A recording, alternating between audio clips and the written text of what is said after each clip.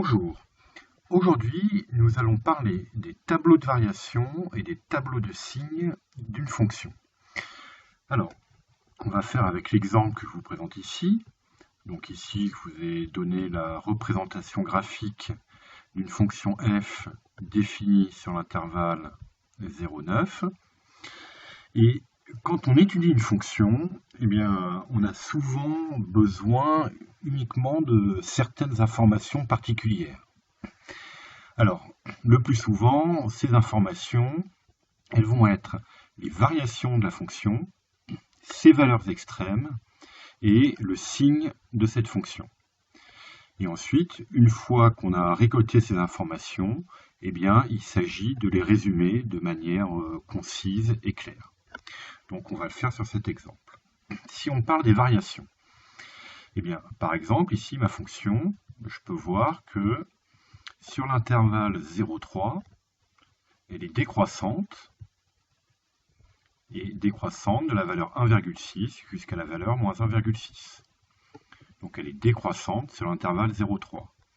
Puis sur l'intervalle 3,8, ma fonction est croissante. Et enfin, sur l'intervalle 8,9, la fonction est décroissante. Eh bien, ces informations, on veut les consigner, les résumer sous la forme d'un tableau. Alors, comment on va faire? Donc, on prend un tableau ici à droite. On va avoir une première ligne sur laquelle on va avoir l'évolution de la variable de 0 jusqu'à 9.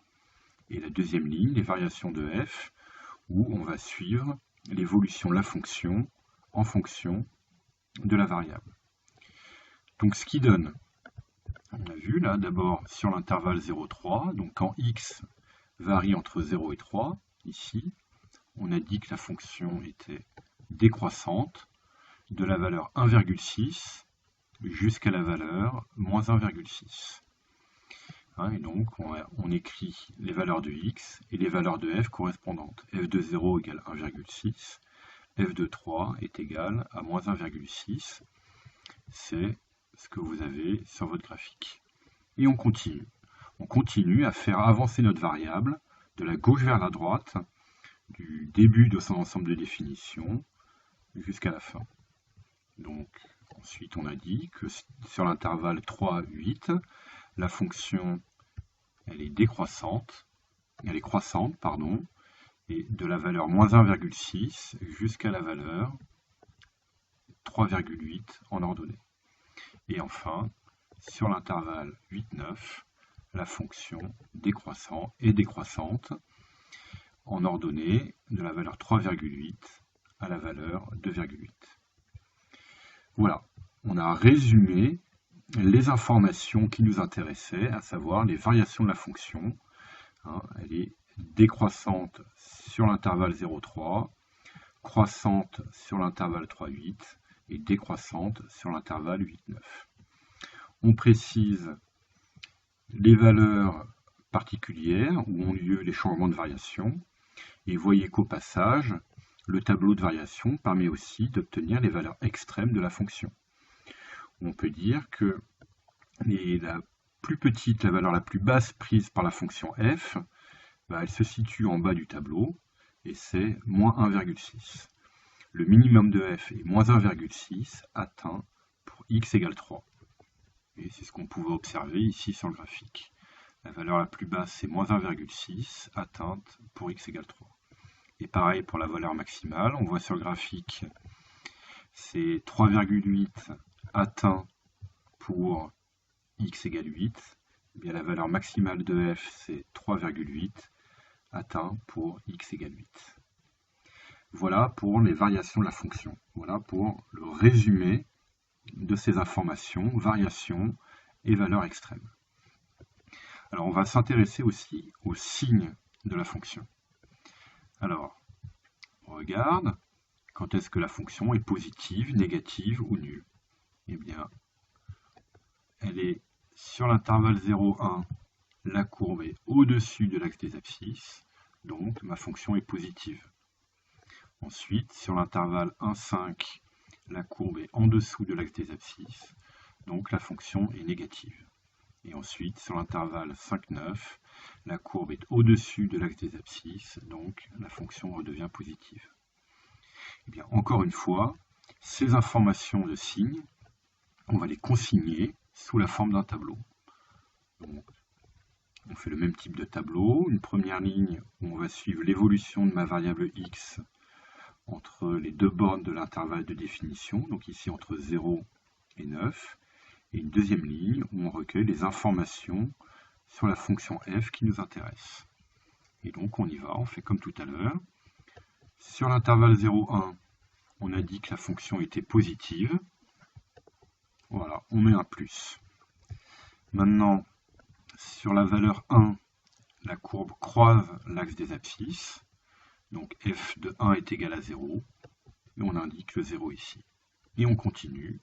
Sur l'intervalle 1, 5, on a dit que la fonction était négative, on met un moins.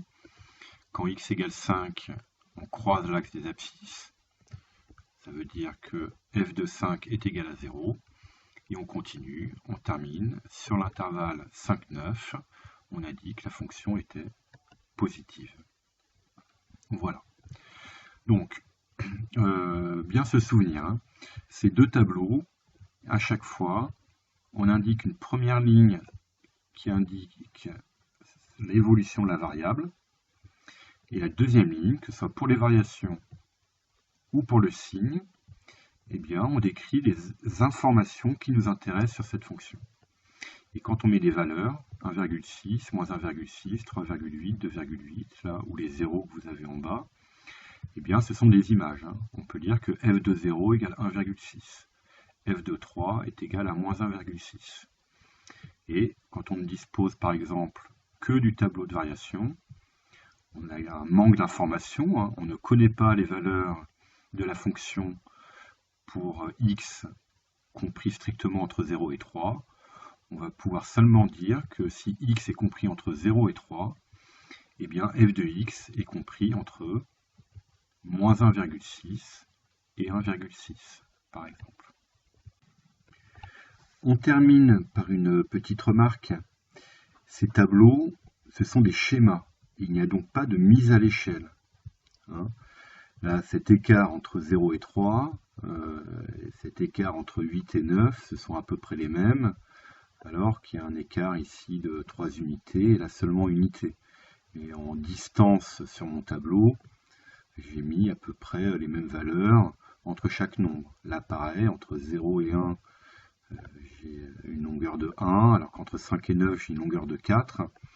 Et ces longueurs ne se retrouvent pas sur le tableau. Hein. Ce sont des schémas, il n'y a pas de respect d'échelle. On respecte simplement l'ordre, 0, puis 3, puis 8, puis 9. Le fait que 1,6 est plus grand que moins 1,6, donc il est au-dessus. Mais sur un intervalle où la fonction est décroissante. Et entre 1,6 et 3,8 ici, ce sont deux valeurs différentes, mais de manière schématique, je les représente à la même hauteur. Voilà, donc souvenez-vous, pas de mise à l'échelle, ce sont des schémas. Voilà, vous savez tout sur les tableaux de variation et tableaux de signes d'une fonction d'un point de vue graphique. À plus tard!